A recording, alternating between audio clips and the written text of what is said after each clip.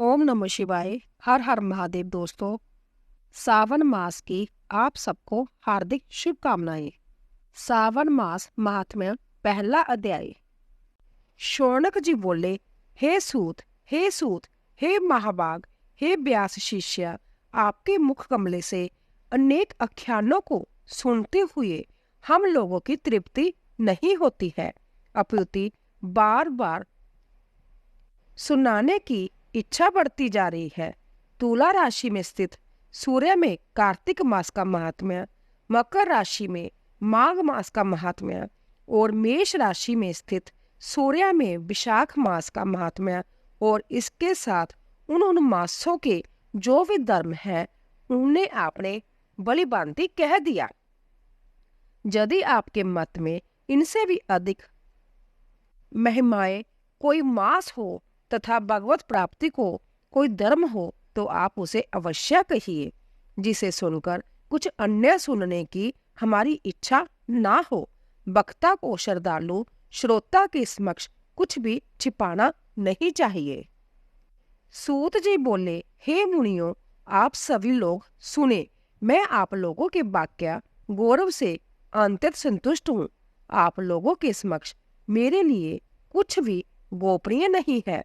दंभ रहित होना, आस्तिकता, शठता का परित्याग, उत्तम भक्ति, सुनने की इच्छा, विनम्रता, ब्राह्मणों के प्रति भक्ति प्रयाणता, सुशीलता, मन की स्थिरता, पवित्रता, तपस्विता और अनसूया, जे श्रोता के 12 गुण बताए गए हैं, जय सभी आप लोगों में विद्यमान है। अंत में आप लोगों पर प्रसन्न होकर उस तत्व का वर्णन करता हूँ। एक समय प्रतिभाशाली सनातन कुमार ने धर्म को जानने की इच्छा से परम भक्ति से युक्त होकर विनम्रता पूर्वक ईश्वर भगवान शिव से पूछा। सनातन कुमार बोले, जोगियों के द्वारा आराधनीय चरण कमल वाले हे देवादिदेव, हे महाभाग, हमने आपसे अनेक व्रतों तथा बहुत प्रकार के धर्मों का श्रवण किया, फिर भी हम लोगों के मन में सुनने की अभिलाषा है। 12 मासों में जो मास सबसे श्रेष्ठ, आपकी अंतित प्रीति कराने वाला, सभी कर्मों की सिद्धि देने वाला और अन्य मास में किया गया कर्म यदि इस मास में किया जाए तो वह अनंत फल प्रदान कराने वाला हो, हे देव, उस मास को बताने की कृपा कीजिए। साथ ही लोका अनुग्रह की कामना से उस मास के सभी धर्मों का भी वर्णन कीजिए। ईश्वर बोले, हे सनातन कुमार, मैं अंतत गोपनीय भी आपको बताऊंगा। हे सुवर्त्या, हे विधि नंदन, मैं आपकी श्रवण इच्छा तथा भक्ति से प्रसन्न हूँ। 12 मासों में श्रावण मास मुझे अंत्यत प्रिय है। इसका महात्म्य सुनने योग्य है। अंत्या इसे श्रावण कहा गया है। इस मास में श्रावण नक्षत्र युक्त पूर्णिमा होती है, इस कारण से भी इसे श्रावण कहा गया है। इसके महात्म्य के श्रावण मात्र से यह सिद्धि प्रदान करने वाला है, इसीलिए भी यह श्रावण संज्ञा वाला है।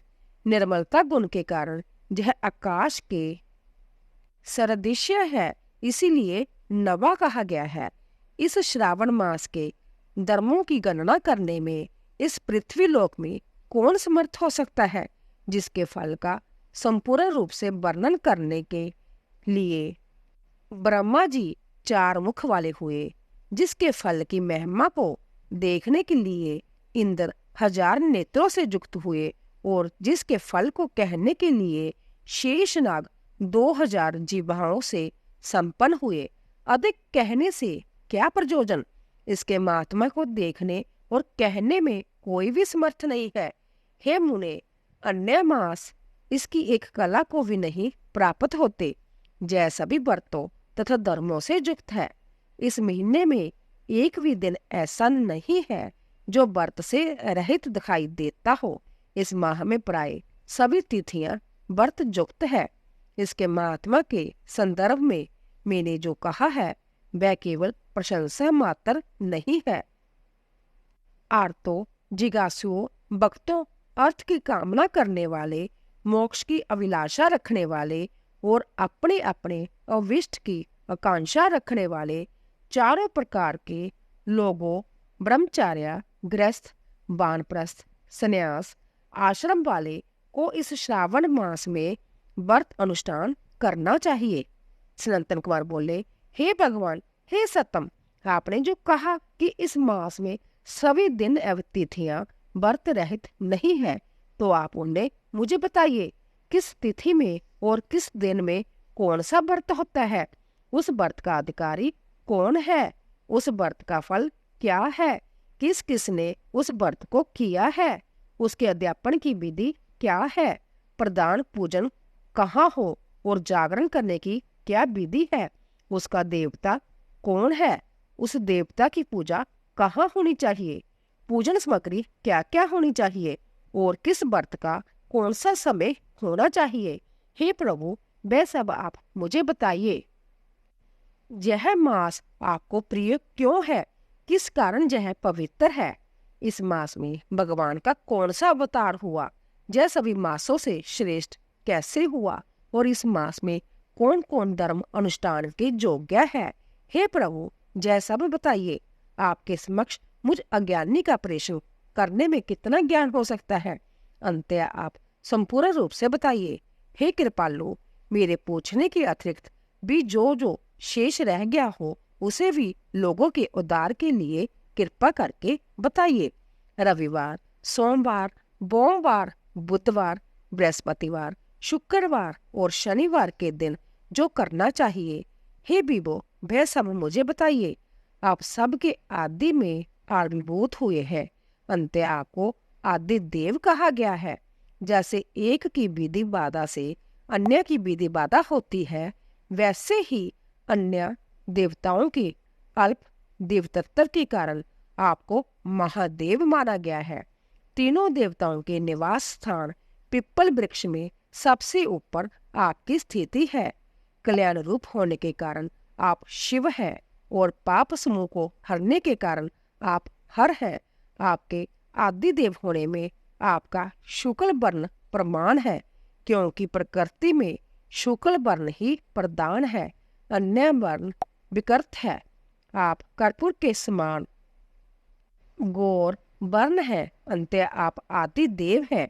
गणपति के अधिष्ठान रूप 4 दल वाले मूलाधार नामक चक्कर से, ब्रह्मा जी के अधिष्ठान रूप 6 दल वाले स्वाद अधिष्ठान नामक चक्कर से और विष्णु के अधिष्ठान रूप 10 दल वाले मणिपुर नामक चक्कर से भी ऊपर आपके अधिष्ठित होने के कारण आप ब्रह्मा तथा विष्णु के ऊपर स्थित हैं। यह आपकी प्रधानता को व्यक्त करता है। हे देव, एकमात्र आपकी ही पूजा से पंचायतन पूजा हो जाती है, जो कि दूसरे देवता की पूजा से किसी भी तरह संभव नहीं है। आप सभ्य शिव हैं। आपकी बाई जांग पर शक्ति स्वरूपा दुर्गा, दाहिनी जांग पर गणपति, आपके नेत्र में सूर्य तथा हृदय में भक्तराज भगवान श्री हरि विराजमान है।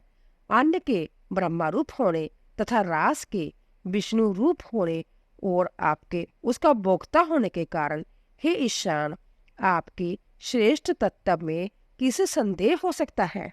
सबको विरक्ति की शिक्षा देने हेतु आप शमशान में तथा पर्वत पर निवास करते हैं। पुरुष सूक्त में आप मंत्रों के द्वारा प्रतिपादन के योग्य है, ऐसा महर्षियों ने कहा है। जगत का संहार करने वाले हलाहल को गले में किसने धारण किया? महाप्रलय की काल अग्नि को अपने मस्तक पर धारण करने में कौन समर्थ था? संसार रूप अंधकूप में पतन के हेतु कामदेव को किसने भस्म किया? आप ऐसे हैं कि आप महिमा का वर्णन करने में कौन समर्थ है? एक तुच्छ प्राणी मैं करोड़ों जन्मों में भी आपके प्रभाव का वर्णन नहीं कर सकता। अंत आप मेरे ऊपर कृपा करके मेरे प्रश्नों को बताइए। तो दोस्तों, इस प्रकार श्री स्कंद पुराण के अंतर्गत ईश्वर सनातन कुमार संवाद में श्रावण मास महात्म्य में पहला अध्याय पूर्ण हुआ। बोलिए शिव शंकर भगवान की जय।